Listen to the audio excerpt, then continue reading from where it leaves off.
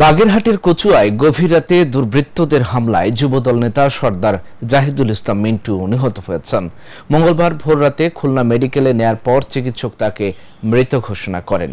বাগেরহাট সদর সার্কেলের অতিরিক্ত পুলিশ সুপার মোহাম্মদ শামীম হোসেন জানান, দুই বিয়ের কারণে মিন্টুর পারিবারিক অশান্তি চলছিল। 13 সেপ্টেম্বর সোমবার গভীর রাতে তার স্ত্রীর সঙ্গে তার ঝগড়া হয়। এক পর্যায়ে বাইরে থেকে 8 থেকে 10 জন দুর্বৃত্ত বাড়িতে ঢুকে মিন্টুর উপর হামলা চালায়। তারা তাকে বেধড়ক মারধর করে ও ধারালো অস্ত্র দিয়ে আঘাত করে গুরুতর জখম করে। পরে তাকে উদ্ধার করে হাসপাতালে পৌঁছানোর পর চিকিৎসক মৃত ঘোষণা করেন।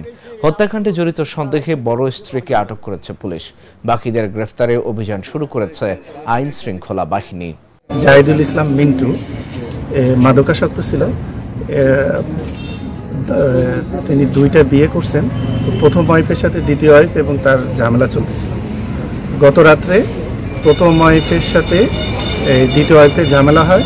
পরবর্তীতে তিনটা গ্রুপ তৈরি হয়।